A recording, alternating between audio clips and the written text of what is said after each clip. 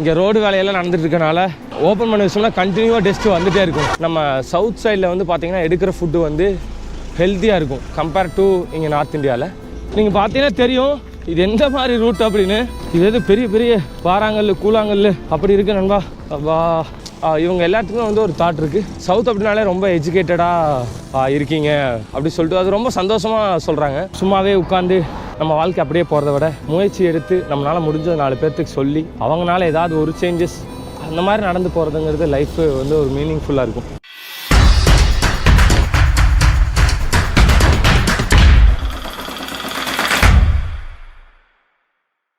Hi team, இது வந்து டே 3. இப்போ தான் வந்து நம்ம ஸ்டார்ட் பண்ண போகிறோம். பட் என்னென்னா டே 2ல் எண்டில் வந்து பார்த்தா ரைடெல்லாம் முடிச்சுட்டு நான் ஆக்சுவலாக ஈவினிங் ஒரு பக்கம் வந்து சாப்பிட்ருந்தேன். சாப்பிட்டு வந்து எனக்கு சுத்தமாகவே சேரலை. இதுதான் ஃபஸ்ட் டைம் நான் இவ்வளோ நாள் சைக்கிள் பண்ணியிருக்கேன். நான் வாமிட் எடுத்து எனக்கு தெரிஞ்சு ஒரு 5-6 இயர்ஸ்க்கு மேலே இருக்கும்னு நினைக்கிறேன். பட் இப்போது நேற்று வந்து சுத்தமாக எனக்கு சேரலை. ஃபுல்லாக நைட்டு தூக்கம் இல்லாமல் வாமிட் 2 வாட்டி வந்து வாமிட் எடுத்து ஒரு மாதிரி ஆயிடுச்சு. பட் ஆனால் உடம்புலாம் டயர்டாக இருக்குது. பட் ஸ்டில் இங்கேயே இப்படியே இருந்தோம்னா அது இன்னும் ஒரு மாதிரி தான் இருக்கும். கொஞ்சம் வெளியே போயிட்டு அந்த ஃப்ரெஷ் ஆக்சிஜன் இதெல்லாம் எடுக்கும்போது நம்மளுக்கு கொஞ்சம் நல்லாயிருக்கும். அதனால தான் மார்னிங் இன்றைக்கி எந்திரிச்சோடனே எந்திரிச்சவங்களோட தூங்கவே இல்லை. ஸோ எந்திரிச்சோன்னே இதை வந்து உங்கள்கிட்ட ஷேர் பண்ணணும்னு தோணுச்சு. இப்போ என்ன இந்த மாதிரி டைமில் வந்து நாட் சைக்கிளிங் பட் வேறு எது உங்கள் பர்சனல் லைஃப்பில் இருந்தாலும் நம்ம ரொம்ப அந்த டேவை வந்து ஸ்டார்ட் பண்ணும்போது ரொம்ப be active, just move on. நம்ம வந்து அடுத்ததுக்கான வேலைகளை வந்து ஆரம்பிக்கும் போதே அது ஆட்டோமேட்டிக்காக நம்மளுக்கு வந்து அது ஒரு ஃபீல் வந்து நம்மளுக்கு கொடுத்துரும். நம்ம இது வரைக்கும் என்னென்ன பண்ணியிருக்கோம் அப்படிங்கிறத ஜஸ்ட் ஒரு வாட்டி திங்க் பண்ணி பார்க்கலாம். எஸ் வி கேன் அப்படிங்கிற ஒரு விஷயம் வந்து நமக்கு வரும். நம்ம சைக்கிள் பாருங்களேன் பிள்ளைங்க நிற்கிது. சைக்கிள் இல்லாமல் அது ஒரு மாதிரி ஆகிடும். அதனால் ஹோட்டலில் இப்போ ஸ்பெஷல் பர்மிஷன் வாங்கி தான் எல்லாம் எடுத்துகிட்டு வரணும். லெட்ஸி அந்த டேவிட் ஸ்டார்ட் பண்ணுவோம். மற்றெல்லாம் உங்களுக்கு அப்டேட் பண்ணுறேன். நம்ம வந்து ஆல்மோஸ்ட் ஜம்முலேருந்து இப்போ பட்டான்கோட் பஞ்சாப்குள்ளே போகணும். அங்கேருந்து இன்னும் கொஞ்சம் மாண்டி ஹிமாச்சல் பிரதேஷ் ரூட் வரைக்கும் போகலான்னு பிளானு. ஸோ எப்படி நடக்குதுன்னு பார்ப்போம். ஸோ அந்த ரொம்ப எஸ்டர்டே ஃபுட்டு வந்து சரியில்லாமல் இருந்தது, இன்னும் ஸ்டில் அப்படி தான் இருக்குது. ஐ ஹோப் எல்லாமே வந்து நல்லபடியாக நடக்கும். வரப்போகிற இதில் வந்து நம்ம நிறையா பார்ப்போம். ஃபஸ்ட் டே வந்து பார்த்திங்கன்னா ஸ்ரீநகர் டு சந்தர்கோட்டுன்னு சொல்லிட்டு அது ஜம்முக்கு இடையில இருக்க ஒரு காஷ்மீருக்கு ஜம்முக்கு இடையில இருக்க ஒரு ஏரியா, அங்கே ஸ்டே பண்ணோம். செகண்ட் நாள் என்ன பண்ணோம், அங்கேருந்து எடுத்து ஜம்மு வந்தோம். இப்போது ஜம்முலேருந்து நம்ம பட்டான்கோட் போகிறோம். பட்டான்கோட்லேருந்து மாண்டி அப்படின்னு சொல்லிட்டு ஹிமாச்சல் பிரதேஷ் அந்த இடத்துக்கு போகணும். ஸோ இப்போ ஆல்மோஸ்ட் பார்த்திங்கன்னா காஷ்மீர் ஜம்மு 2 கிராஸ் பண்ணியாச்சு. இப்போ டுவார்ட்ஸ் பஞ்சாப். இங்கே ரோடு வேலையெல்லாம் நடந்துட்டு இருக்கனால ஓப்பன் பண்ணி வச்சோம்னா கண்டினியூவாக டெஸ்ட்டு வந்துகிட்டே இருக்கும். ஸோ அதனால தான் க்ளோஸ் பண்ணிடுறது. இப்போது இங்கே இந்த ரயிலில் வந்து பார்த்தா ஒரு மாதிரி இன்றைக்கி உடம்பு வந்து நேற்று அந்த ஃபுட்டு வந்து ஒரு மாதிரி ஆனால எனக்கு இட்ஸ் நாட் குட். ஆனால் என்ன தோணுதுன்னா இப்போது இட்லி இருந்துச்சுன்னா நல்லா இருக்குமே.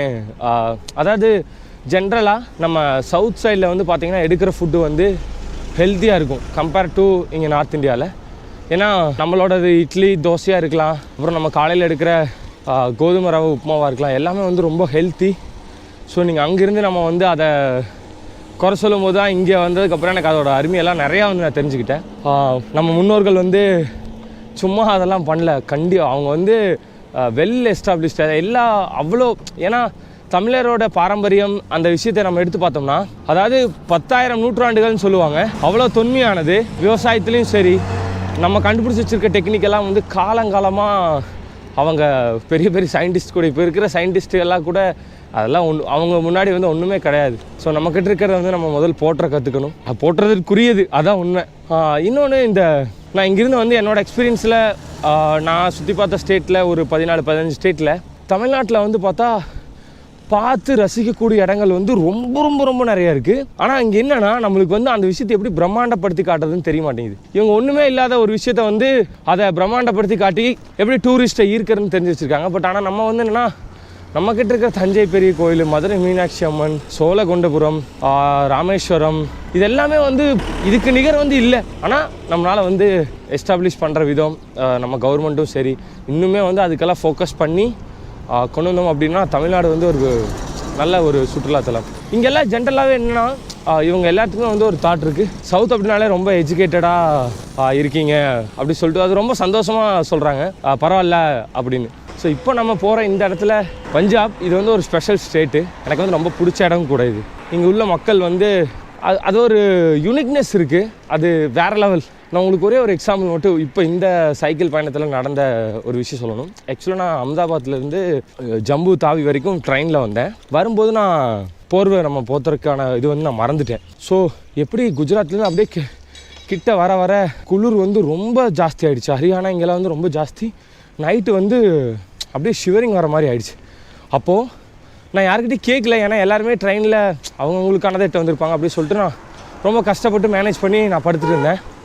ஆனால் அங்கிருந்த ஒருத்தர், அவர் வந்து ஜலந்தர் அப்படின்னு சொல்லிட்டு இங்கே இருக்கிற ஒரு டிஸ்ட்ரிக்ட்காரர், அவர் வந்து அவருக்கு இருந்ததை வந்து எடுத்து எனக்கு போற்றி விட்டு அப்புறம் அவர் தூங்கியிருக்காரு. அதை வந்து நான் காலையில் எந்திரிக்கும் போது தான் ரியலைஸ் பண்ணேன்.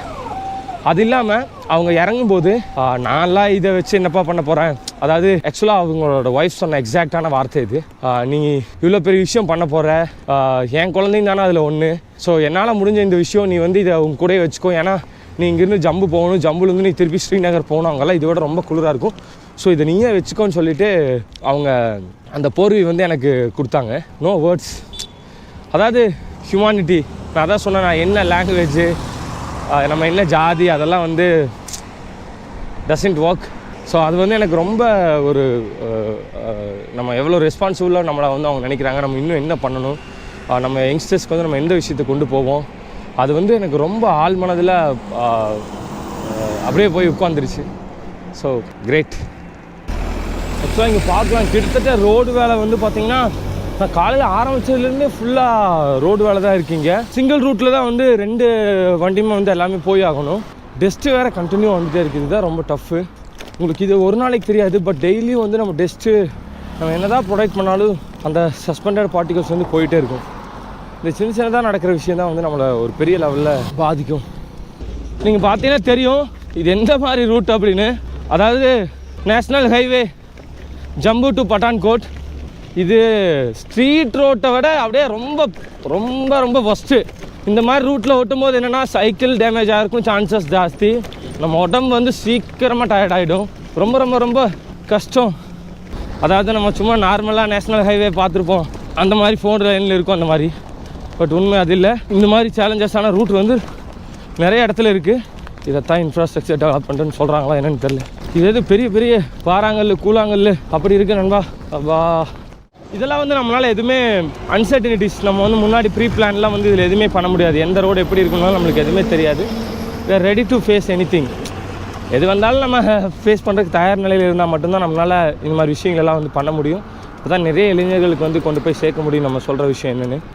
Absolutely tough. சும்மாவே உட்காந்து நம்ம வாழ்க்கை அப்படியே போகிறத விட முயற்சி எடுத்து நம்மளால் முடிஞ்ச 4 பேர்த்துக்கு சொல்லி அவங்களால ஏதாவது ஒரு சேஞ்சஸ் அந்த மாதிரி நடந்து போகிறதுங்கிறது லைஃபு வந்து ஒரு மீனிங்ஃபுல்லாக இருக்கும். இந்த மாதிரி திங்க் பண்ணுறனால தான் என்னவோ என்னால் இந்த மாதிரி இனிஷியேட்டிவ் எடுக்க முடியுதுன்னு நான் நினைக்கிறேன்.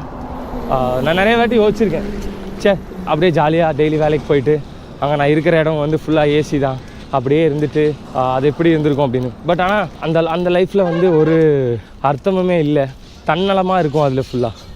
இப்படி நம்ம இந்த கஷ்டம்லாம் படும்போது அது ஒரு அர்த்தமுள்ள லைஃபாக இருக்குது. நம்ம எல்லாருமே வந்து விஜயகாந்த் சார் இருக்கும்போது எல்லாருமே அப்பார்ட் ஃப்ரம் பொலிட்டிக்ஸ் எல்லாமே தாண்டி நம்ம எல்லாத்துக்குமே வந்து ரொம்ப பிடிச்ச ஒரு மனிதர், நல்ல மனிதர்.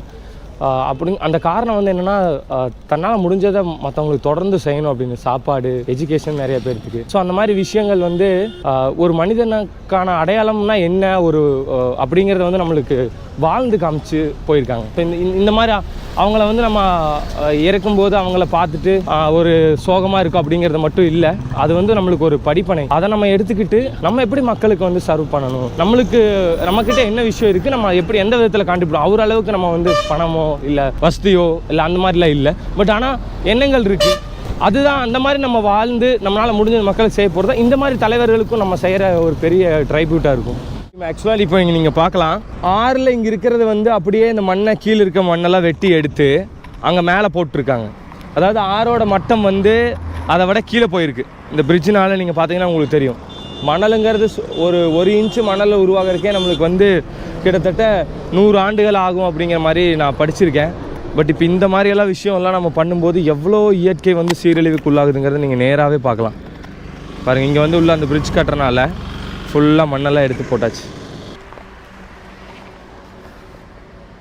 இந்த பழத்தை வந்து என்ன சொல்லுவாங்கன்னு தெரில.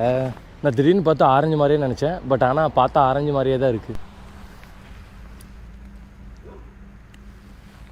இது ஃபுல்லாக மரம் ஃபுல்லாக ஆரஞ்சு மாதிரியே தான் இருக்குது. கீழெல்லாம் பாருங்கள் நிறையா இருக்குது.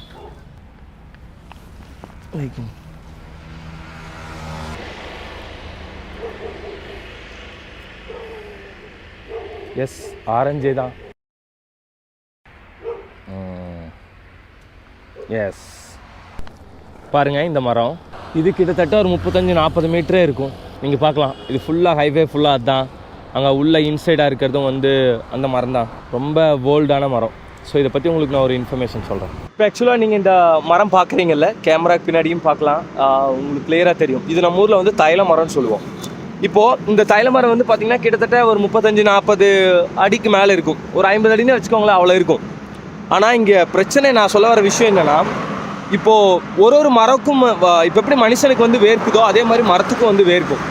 இப்போது இந்த மாதிரி மரங்கள் வந்து நீங்கள் 2 ஏக்கரா 3 ஏக்கரா 5 ஏக்கராவில் வச்சாலும் இந்த மரங்கள்னால மேகத்தை ஈர்க்க முடியாது. காரணம் என்ன அப்படின்னா, இந்த மரங்கள் வந்து வேர்வை வந்து வியர்க்காது. ஸோ ஜென்ரலாக அதோட ப்ராசஸே வந்து பார்த்திங்கன்னா, மரம் ஹைட்டாக வளர்கிற மரம் வந்து மேகங்களை ஈர்க்கணும். ஏன்னா அந்த வர்ற மேகத்தை வந்து தடுத்து நிறுத்துறதுக்கு தான் மரம் பயன்படும். அதுக்கப்புறம் அந்த மரத்தில் இருக்க வியர்வைகள் தான், ஏன்னா அங்கேருந்து வர்ற மேகங்கள் வந்து பார்த்திங்கன்னா வெயிட் இல்லாமல் இருக்கும். ஸோ அது கூட வந்து இந்த மரத்துலேருந்து வர்ற வியர்வை, மனிதனுடைய வியர்வை இதெல்லாம் சேரும்போது அது வந்து கனமாகும். ஸோ அந்த கனமாகிறத நிறுத்தி குளிர்விச்சு மழை வைக்கிறதுக்கு நம்மக்கிட்ட வந்து சும்மா 1 மரம் 2 மரம் வச்சாலாம் நம்மளால் பண்ண முடியாது. ஒரு 50 மீட்டர் உள்ள அதாவது 50 அடி உள்ள ஒரு மரம் வந்து 50 ஹெக்டேருக்கு இருந்தால் தான் அதனால் வந்து மேகங்களே ஈர்க்க முடியுங்கிறதா உண்மை. பட் நம்ம எதுக்காக மரங்கள் எல்லாம் கொடுத்து பண்ணுறோம் அப்படின்னா, அந்த ஹேபிட்டை வந்து கொண்டு வரணுங்கிறதுக்காக தான் நம்ம அப்படி பண்ணுறது. ஸோ இந்த மரமும் சரி, இந்த தைல மரமும் சரி, அதுக்கப்புறம் முந்திரி நம்ம பார்க்குறோம்ல, அந்த மரம் அதே மாதிரி தான், அதுவும் வந்து வியர்க்காது. ஸோ நம்ம மரம் வைக்கும்போது எந்த மரம் வைக்கிறோம் அப்படிங்கிறது ரொம்ப இம்பார்ட்டன்ட். अभी आप लोग देख रहे हैं ना, एक्चुअल में जम्मू कश्मीर क्रॉस करके अभी पंजाब आ गया है. पंजाब से मैं हिमाचल जा रहा था. उसका बीच में एक दादा को मिला था. देखो दादा विद साइकिल. और आपका नाम? सदूर सिंह. आप कब से साइकिलिंग चला रहे हैं? बचपन से. अभी उम्र कितना है आपका? मतलब 70 का, हाँ 70 के आसपास है. और आप क्यों साइकिलिंग करते हैं? आप भी गाड़ी लेके आ सकते हैं ना, क्यों साइकिलिंग करते हैं? हाँ, अदाद ये पढ़ुம்போது वो क्या बोल रहा था, साइकिलिंग करने से मेरे को शरीर सब अच्छा रहता है, इसलिए मैं कर रहा हूँ ऐसा. आपका जैसा मैं क्या बोल रहा हूँ, मेरा जैसा इंटरेस्ट लोग भी वही बोलता हूँ. 5 किलोमीटर के अंदर जो काम है छोटा मोटा के लिए साइकिल यूज़ करें. तो आपको मिलने में मुझे भी बहुत अच्छा लगता है. धन्यवाद. सबको बाय बोलना. बाय बोलो. Hi team. ஆக்சுவலாக இது வந்து பார்த்திங்கன்னா பட்டான்கோட். நம்ம வந்து காஷ்மீர்லேருந்து வந்து ஜம்மு கிராஸ் பண்ணி இங்கே பட்டான்கோட் வந்தாச்சு. ஸோ எனக்கு வந்து நேற்றுருந்தே உடம்பு வந்து ரொம்ப முடியல, இன்றைக்கும் அந்த மாதிரி தான் இருந்தது. அப்போ என்னென்னா, நான் வந்து ஒரு கடையில் சரி முடியாமல் ஏதாவது நம்ம சாப்பிட்டு கொஞ்சம் போகலாம் அப்படின்ட்டு வரும்போது இவங்க தான் வந்து என்னை ஃபுல்லாக பார்த்துக்கிட்டு எனர்ஜி ட்ரிங்க் வாங்கி கொடுத்து சாப்பிட வச்சு அமௌண்ட் கொடுத்தா வாங்கவே மாட்டேங்கிறாரு.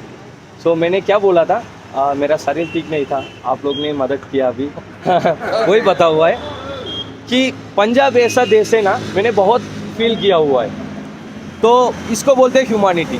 तो कहीं भी जाओ, ये अपना देश है, तो अपना साथ में सब लोग है. धन्यवाद. जी मेरे के लिए कष्ट है ना, இங்கே வந்து இதுக்கு சைக்கிள் வந்து மேலே இருக்கு, எப்படி எடுத்து போட பாருங்க. कैसा हुआ? हाँ अच्छा. हाँ अभी हाँ आप ऐसा थोड़ा नीचे करो.